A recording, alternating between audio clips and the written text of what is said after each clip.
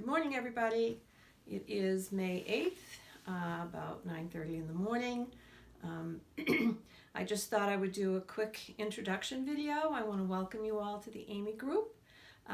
We had an unbelievable response to this. Believe it or not, there's 28 people, much more than I anticipated. I know many of you already, and some of you quite well, but there are some that I don't know, so let me tell you just a brief little blurb about me.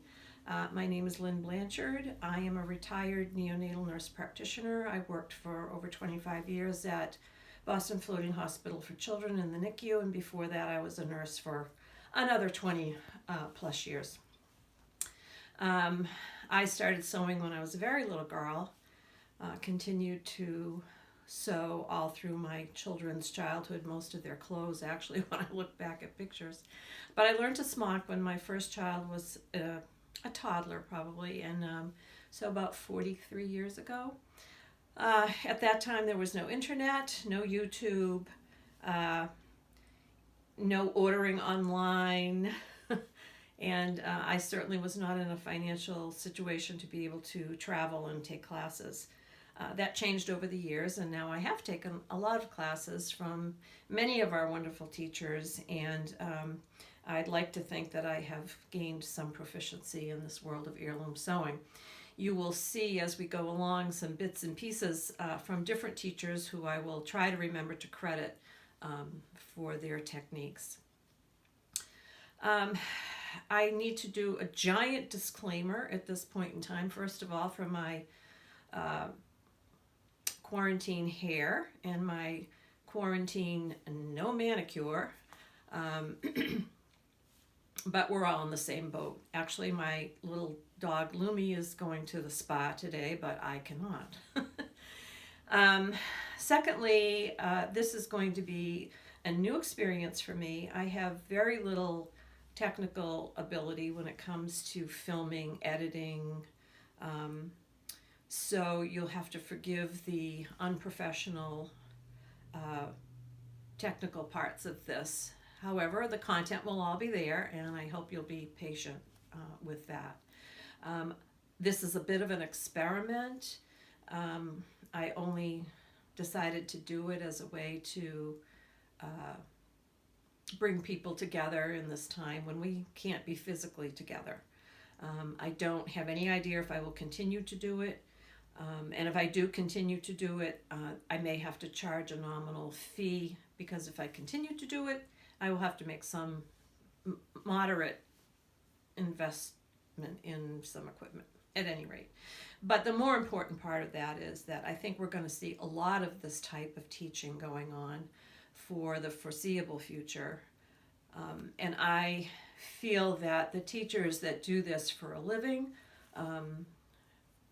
need to charge. They need to make a living, and the fact that I'm doing it for free in a way devalues what they're doing. So we'll just see how it goes.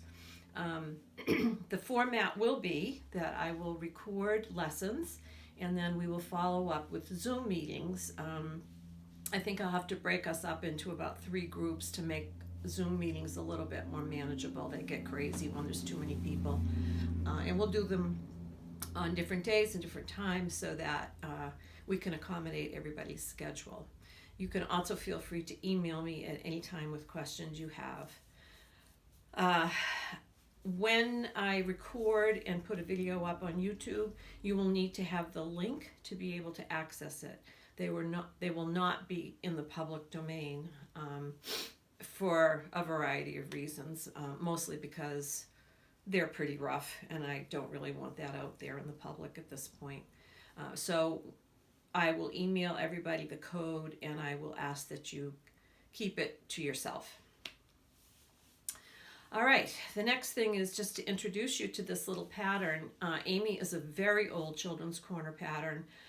The first edition that I have is from 1980. I don't know if it was originally Elizabeth Travis Johnson pattern. Some of you may know that better than I, but that's the first version I have, is 1980. It has now been discontinued, as you have all found out. We will make sure that everybody has what they need, so we will share, and I've already sent you the armhole guides, except for size 7-8, which we'll get to shortly. Over the years, this pattern has changed, been rewritten as styles have changed. I've got two right here. This first little version, I hope you can see that, is the one I have from 1980. It's a single-sized pattern. It's on paper, and as you can see, styles were much different then. They were still quite short. And it has a blouse pattern that has a darling little puff sleeve. The next version I have is still pretty old because it's not copyrighted, but it is copyrighted. The date just isn't on the pattern cover. But I purchased this at Balthazar's in Metairie, outside of New Orleans, and that's been Balthazar's has been out of business for quite some time. So, but you can see that the dress became much longer, although they did not change the fabric requirements, which is interesting and a potential problem. And the blouse changed quite a lot. This sleeve, the short sleeve here, is much longer and has a cuff rather than a bias band. It's so much longer, it doesn't really even qualify as being a true puff sleeve. But it also gives you a long sleeve version, which you may be interested in. So we can talk about that more later if you decide to do the blouse. I am going to do a little blouse for the one that I'm doing, so you will be able to see that. And I will give you an alternative blouse pattern I will tell you about an alternative blouse pattern that's a fabulous pattern. The reason I chose this pattern for us was, number one, I love it, and I think it's, for some reason, been a very underused pattern. I don't see it made up very often. Secondly, I love it for us New Englanders because it is a 3-season dress. It can have a blouse under it in the spring, be worn as a sundress that summer, and then pop a jersey and either tights or leggings under it for the fall. So that's another reason I like it. The third reason is that the construction for this dress is very, very simple. I think probably every single one of you could make this dress without any instruction. And I wanted to choose a very simple pattern like that since we can't have the one-on-one kind of help that we would have in a classroom situation. So I think that's about it. I want to again welcome you all. I hope this is kind of fun for you. It won't be the same as being in a classroom, but it does have the advantage that you will be able to access the video anytime you want and go back to it whenever you want.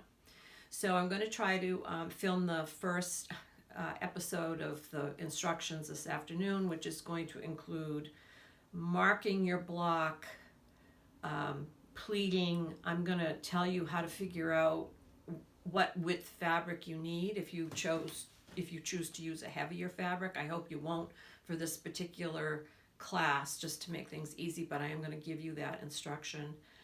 And we will learn how to check our pattern for errors. I have been told that there are some issues with this pattern with the size of the underarm.